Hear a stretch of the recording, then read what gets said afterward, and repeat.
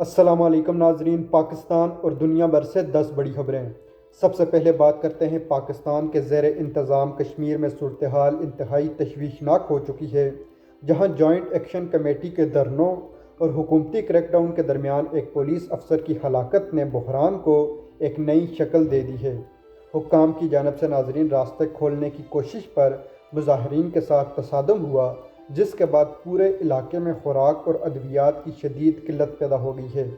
اور معمولات زندگی ناظرین اس وقت پورے کشمیر میں مکمل طور پر معطل ہو کر رہ گئے ہیں۔ یہ احتجاج بنیادی طور پر کشمیر میں مہاجرین کے لیے مخصوص نشستوں اور حکومتی پالیسیوں کے خلاف شروع ہوا تھا، مگر اب یہ ایک ایسی آگ بن چکا ہے جسے بجھانے کے بجائے مزید ہوا دی جا رہی ہے، اور اس کا سب سے زیادہ فائدہ ناظرین پاکستان کے دشمن بھارت کو ہو رہا ہے اور نقصان پاکستان کو اپنے موقف کے اوپر چکانا پڑ رہا ہے۔ دوسری خبر ناظرین، سابق وزیر اعظم عمران خان اور ان کی اہلیہ بشریٰ بی بی نے سپریم کورٹ میں ایک اہم اپیل دائر کی ہے، جس میں رجسٹرار آفس کے اس فیصلے کو چیلنج کیا گیا ہے جس میں عمران خان کی سزا معطلی کی درخواستوں کو ناقابل سماعت قرار دے کر واپس کر دیا گیا ہے۔ وکلاء کا موقف ہے کہ رجسٹرار آفس نے اپنے دائرہ اختیار سے تجاوز کیا ہے، کیونکہ کسی بھی درخواست کے قابل سماعت ہونے یا نہ ہونے کا فیصلہ ایک عدالتی عمل ہے، نہ کہ انتظامی، اور اس طرح کی رکاوٹیں انصاف کی راہ میں بڑی دیوار ثابت ہو رہی ہیں۔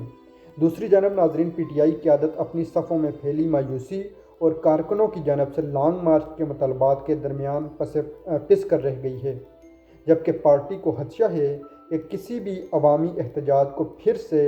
مئی 9 جیسے واقعات کی طرح ایک ٹریپ کے طور پر استعمال نہ کر لیا جائے، جس پر عمران خان کی قانونی ٹیم کل عدالت میں ناظرین سخت موقف اپنانے کی تیاری کر رہی ہے۔ تیسری خبر، وزیر اعظم شہباز شریف کی حکومت نے ناظرین بیرون ملک سے آنے والی رقوم کو مکمل طور پر ڈیجیٹل کرنے کا فیصلہ کیا ہے، تاکہ معیشت کو ہنڈی حوالہ کے نیٹ ورک سے پاک کیا جا سکے۔ اس اقدام کو ناظرین حکومت اپنی بڑی کامیابی دے رہی ہے، لیکن حقیقت یہ ہے کہ اس سے عام سمندر پار پاکستانیوں کے لیے رقوم بھیجنے کا عمل مزید پیچیدہ ہو جائے گا اور مشکل ہو جائے گا، اور بینکنگ سسٹم کی سست روی کی وجہ سے لوگوں کو رقم ملنے میں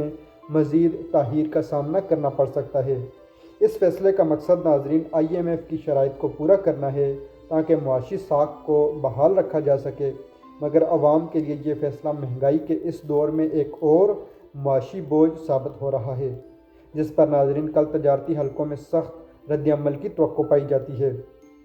اس کے بعد ناظرین اگلی خبر آپ کے ساتھ شیئر کرتے ہیں، جہاں پاکستان اس وقت مشرق وسطیٰ میں ایران اور امریکہ کے درمیان بڑھتی ہوئی کشیدگی کے درمیان ایک عجیب و غریب سفارتی بحران سے گزر رہا ہے، جہاں عالمی دباؤ اسلام آباد کی خارجہ پالیسی کو شدید متاثر کر رہا ہے۔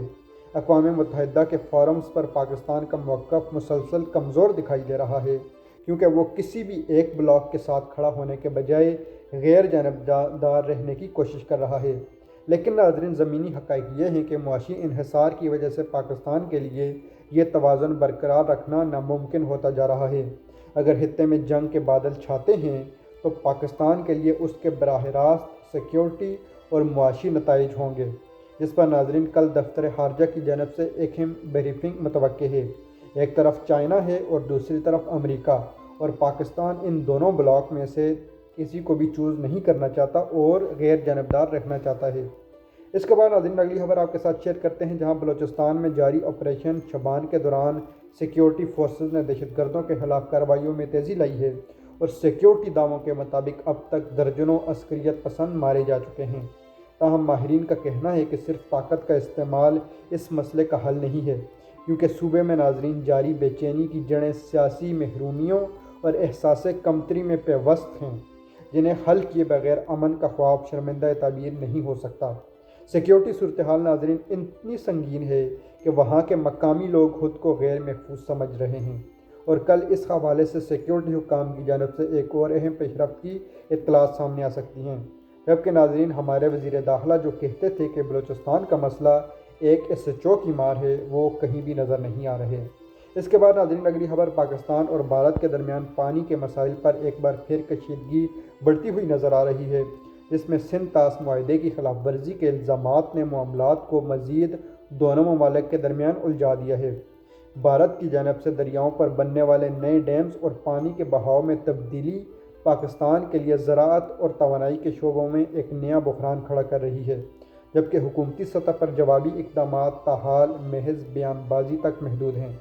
یہ ایک ایسا خاموش بحران ہے ناظرین جو پاکستان کی خوراک کی سیکیورٹی کو براہ راست متاثر کر سکتا ہے، اور جب تک پاکستان میں ناظرین مضبوط عوامی حکومت نہیں آتی، یہ حکومت کبھی بھی انڈیا کے خلاف ایسے اقدامات نہیں کر سکتی جن سے وہ پاکستان کے عوام کا مفادات کا تحفظ کر سکے۔ اس کے بعد ناظرین حکومت کی جانب سے GST میں اضافے کے فیصلے نے ہائیبرڈ گاڑیوں کی قیمتوں میں ہوشربا اضافہ کر دیا ہے، جس نے مڈل کلاس طبقے کی کمر توڑ دی ہے۔ یہ ٹیکس اضافہ دراصل IMF کی ان شرائط کا حصہ ہے جنہیں حکومت نے عوام پر مسلط کر رکھا ہے، لیکن اس سے صنعت اور ٹرانسپورٹ کے شعبے پر جو اثرات مرتب ہو رہے ہیں ان کا کوئی متبادل حل پیش نہیں کیا گیا۔ حکومت اسے معاشی استحکام کا نام دے رہی ہے، مگر عام شہری اس کو براہ راست اپنی جیب پر ڈاکہ قرار دے رہا ہے، جس پر کل ناظرین آٹو سیکٹر اور تاجر برادری کی جانب سے ہڑتال کی کال دی جا سکتی ہے۔ ناظرین پاکستان میں مہنگی گاڑیوں کے اوپر ٹیکس کی چھوٹ دی جاتی ہے اور سستی گاڑیوں کے اوپر ٹیکس بڑھایا جاتا ہے تاکہ اشرافیہ کو سہولت دی جا سکے اور عام آدمی کی جیب سے پیسے بٹورے جا سکیں۔ اس کے بعد ناظرین آپ کے ساتھ خبر شیئر کرتے ہیں جہاں پاکستان اور مصر کے درمیان منصوبہ بندی کے شعبے میں ایک نئی شراکت داری کا معاہدہ ہو گیا ہے، لیکن اس کی افادیت پر ابھی سوالات اٹھنا شروع ہو گئے ہیں۔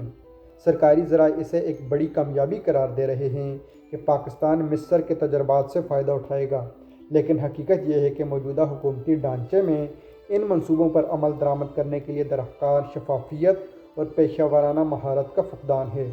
عوام کو یہ سمجھنے کی ضرورت ہے کہ کیا یہ واقعی کوئی عملی پیش رفت ہے یا پھر صرف کاغذوں پر معاہدے کر کے عوام کو بہلانے کی ایک اور کوشش ہے۔ تفصیلات جو بھی ہوں ناظرین مستقبل میں سامنے آ جائیں گی۔ اس کے بعد ناظرین اگلی خبر آپ کے ساتھ شیئر کرتے ہیں جہاں یوکرین جنگ کے مسلسل بڑھتے ہوئے اثرات اور عالمی منڈیوں میں توانائی کی قیمتوں میں اتار چڑھاؤ نے پاکستان کی معاشی پالیسیوں کو ہلا کر رکھ دیا ہے۔ یورپ کے ساتھ تجارتی تعلقات اور وہاں کی بدلتی ہوئی ترجیحات نے پاکستان کے لیے برآمدات میں اضافہ کرنا مشکل بنا دیا ہے، جس کے اثرات ہماری مقامی صنعتوں پر براہ راست پڑ رہے ہیں۔ حکومت کو ناظرین یہ سمجھنا ہوگا کہ عالمی منڈیوں کے بدلتے ہوئے حالات کے ساتھ ہم آہنگ ہوئے بغیر ہم ترقی نہیں کر سکتے، اور اس حوالے سے ناظرین کل عالمی اقتصادی ماہرین کی طرف سے پاکستان کے لیے ایک تشویشناک رپورٹ جاری کی جائے گی، جس کو سن کر آپ کے ہوش ٹھکانے آ جائیں گے۔ اس کے بعد ناظرین آپ کے ساتھ خبر شیئر کرتے ہیں جہاں پاکستان میں عدالتی نظام اور قانون کی بالادستی پر اب عوامی سطح پر ایک بڑی بحث چھڑ گئی ہے، جس کا مرکز یہ ہے کہ آیا ادارے واقعی عوام کے مسائل حل کرنے کے لیے آزاد ہیں یا نہیں۔ آئے دن آنے والے عدالتی فیصلوں پر ناظرین سیاسی جماعتوں کے متضاد رد عمل نے نظام انصاف پر عوام کا اعتماد بالکل ختم کر دیا ہے، اور عام آدمی یہ محسوس کر رہا ہے کہ قانون صرف کمزوروں کے لیے رہ گیا ہے۔ یہ صورتحال ملک میں ایک بڑی سماجی انتشار کو جنم دے سکتی ہے۔ اگر ناظرین فوری طور پر ملک میں انصاف کی فراہمی میں شفافیت نہ لائی گئی تو ناظرین ملک کا نظام بالکل تباہ ہو سکتا ہے۔ حضرت عمر کا قول ہے کہ ظلم کا انصاف چل سکتا ہے لیکن ناظرین ناانصافی کا نظام نہیں چل سکتا۔ ناظرین یہ تھی آج کی 10 تازہ ترین خبریں، امید ہے آپ کو ویلاگ پسند آیا ہوگا۔ اجازت دیجیے، اللہ حافظ۔